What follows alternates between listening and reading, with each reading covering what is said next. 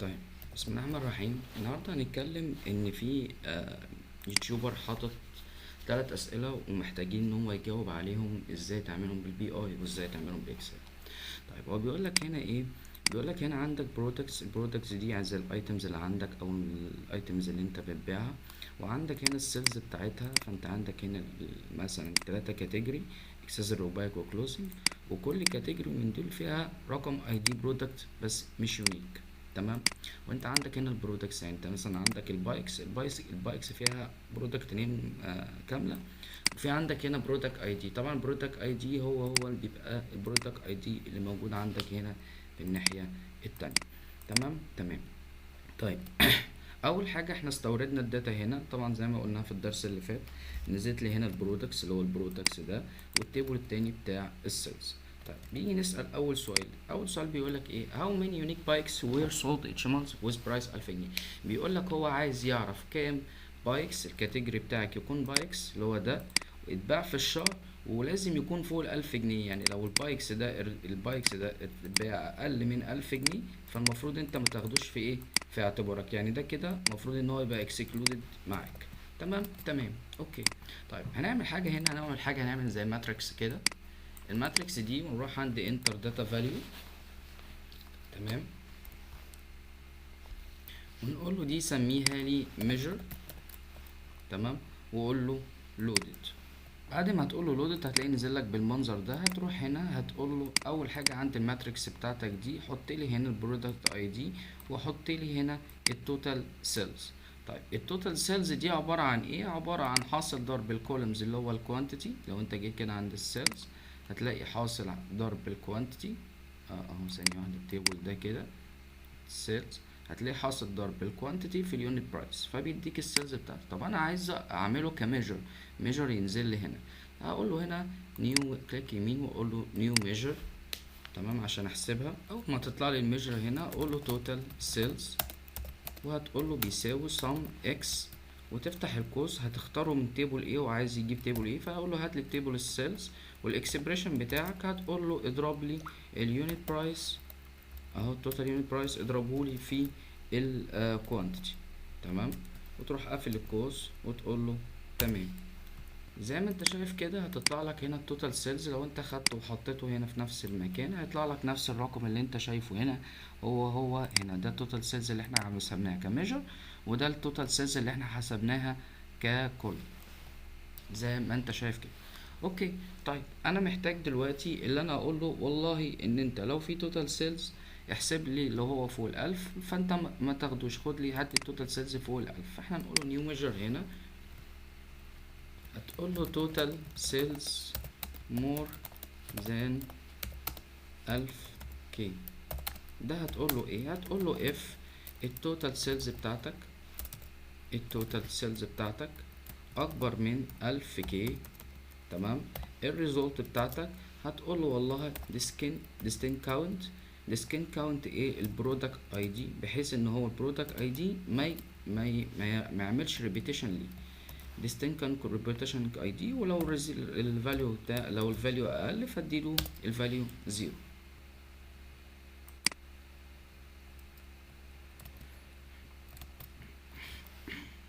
طيب، تمام كده.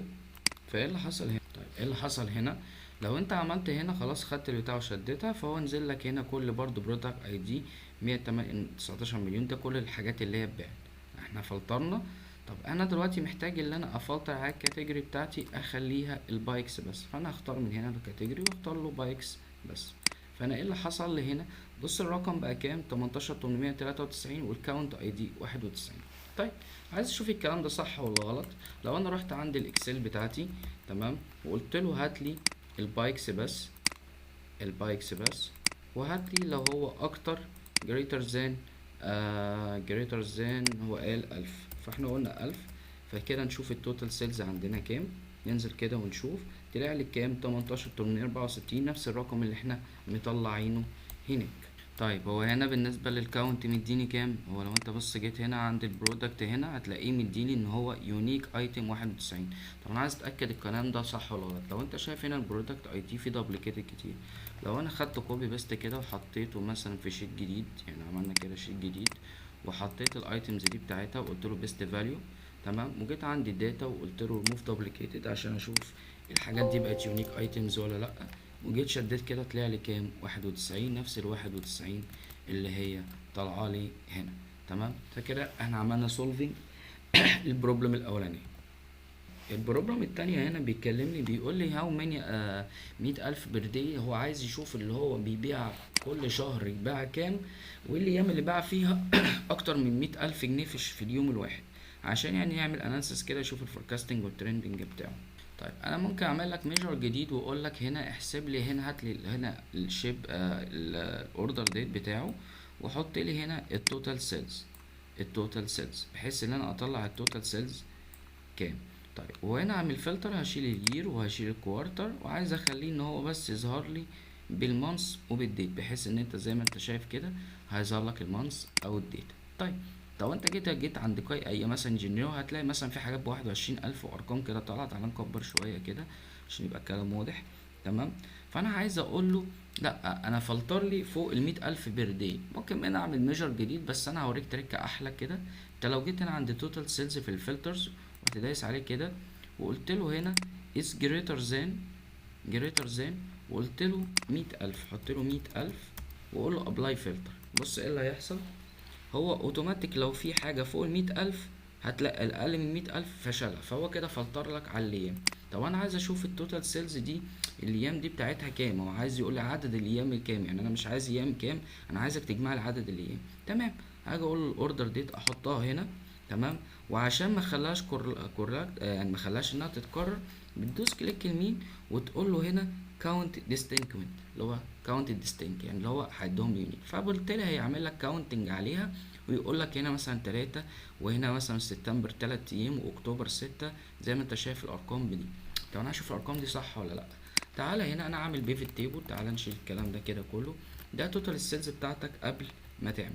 طيب انا دلوقتي عايز اعمل ايه، عايز اقول له هات لي الايام اللي هي الفاليو جريتر ذان 100,000 زي ما احنا حاطين الكونديشن بتاعنا هناك. فايه اللي حصل، طلع لي كام؟ 4,477,000. هنا كام؟ 4,477,000. طب انا عايز اعرف بس الكاونت بتاعهم كام. لو انت عملت كاونت هنا تلاقي بص 37.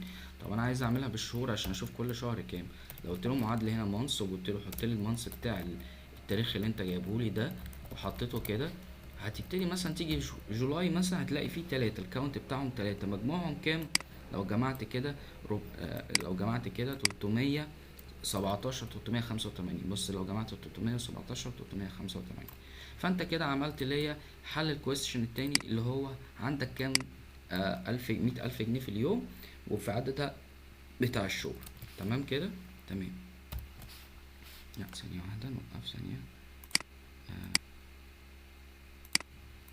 تمام. الحاجة التالتة بيسأل فيها total sales and total ship sales. يعني انت لما بتيجي انت بتبيع بس بعد كده بتوصل، يعني مثلا شركة زي امازون دي بتبيع بعد كده بتعمل شيب ديت انها بتوصل، تمام. فاحنا عايزين نشوف التوتال سيلز والتوتال شيب سيلز كل مانث قد ايه. طيب انا هتعامل في الموضوع ده، هحط له الشيب ديت واقول له حط لي التوتال سيلز. لو انت حطيت التوتال سيلز هنا بالمنظر ده، فانت زي ما انت شايف كده، تعالى نكبر هنا، هتلاقي ان هنا بيقول لك ان التوتال سيلز بتاعتك التوتال سيلز والشيب سيلز كلها 19، بس منهم الحاجات اللي هي الشيب سيلز فيهم كام؟ في 2004. طب انا عايز اقول له لا، انا عايز التوتال سيلز بس اللي اتعمل لها شيبد في 2003. فانا هاجي هنا اقول له نيو ميجر، وهقول له شيبد ان 2003 بتساوي calculated، وهتقول له انت هتكالكوليتد ايه، هتقول له calculated والله السيلز، التوتال سيلز، calculated التوتال سيلز، تمام. وهتقول له فلتر لي الكلام ده، فلتر في ايه، هات لي من سيلز تيبل، فلتر لي الشيبد ديت. هتقول له هنا في سيلز تيبل اختار كلمة يير، تمام، وقول له حط لي الشيبد ديت بتاعك، سيلز شيبد ديت، تمام. وتقفل القوس وتقول له يساوي 2003 وتقفل القوس وتقفل القوس بتاع البتاع كله، تمام. طيب وانس ان انت شديت الشيبد ديت، انت خلاص حطيته مثلا 2003 2004 دي التوتال سيلز بتاعتك، هيظهر لك هنا الشيبد ديت 2003 كام.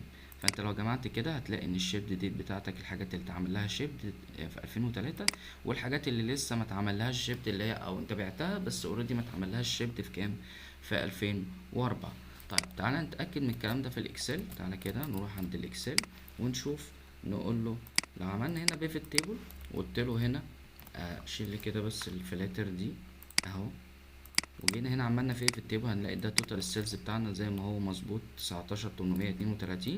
لو انا اخترت له بس في الشيب ديت بتاعه يكون 2003، هيطلع لي الرقم ده اللي هو 2003 اللي هو 1963، نفس الرقم 1963.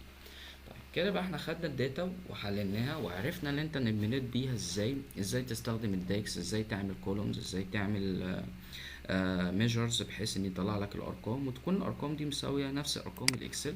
بناء عليه لو طلع لك اي سؤال تقدر تحله ان شاء الله.